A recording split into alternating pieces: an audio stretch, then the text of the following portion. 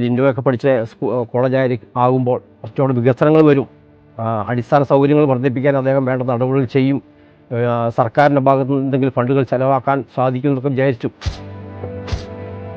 അതൊക്കെ ഞങ്ങളൊക്കെ സ്വപ്നങ്ങളായിരുന്നു, അതൊന്നും നടന്നില്ല.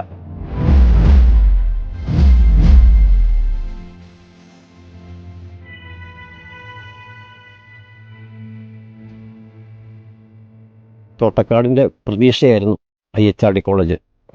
തോട്ടക്കാട് ഈ നാട്ടിൽ വികസനമില്ലാത്തൊരു ചെറിയ നാട്ടിലാണ് IHRD കോളേജ് വന്നത്.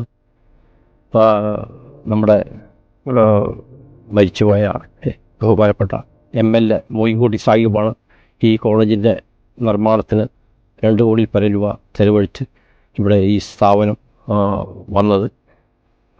കാരശ്ശേരിയിലായിരുന്നു ഇത് കുറേ കാലം വാടകയ്ക്ക് നിന്നത്.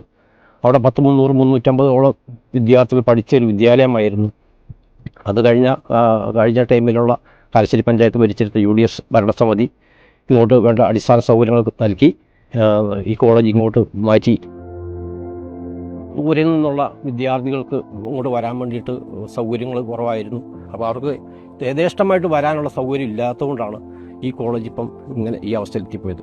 ജോസഫ് MLA പഠിച്ച ഒരു വിദ്യാലയമാണ്.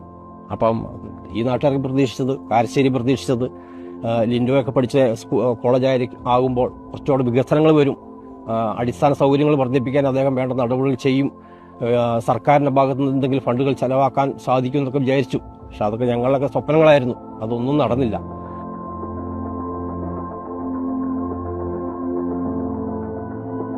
ഒരു KSRTC ബസ് പോലും അനുവദിക്കാൻ ലിൻഡോ MLA കഴിഞ്ഞിട്ടില്ല. ഏറ്റവും സങ്കടകരമായ കാര്യമാണ്. അവരൊക്കെ പറയുന്നത് എന്തൊക്കെയോ MLA ചെയ്തു, ഒന്നും ചെയ്തില്ല. MLAക്ക് ഒന്നും ചെയ്യാൻ കഴിഞ്ഞിട്ടില്ല. കാരണം എന്തെങ്കിലും ചെയ്യാൻ കഴിഞ്ഞില്ലെങ്കിൽ ഇതല്ലായിരുന്നു എൻ്റെ അവസ്ഥ.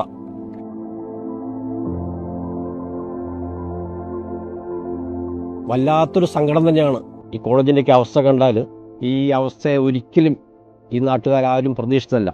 ഇങ്ങനെയൊന്നുമല്ല ഈ നാട് പ്രതീക്ഷിച്ചത്.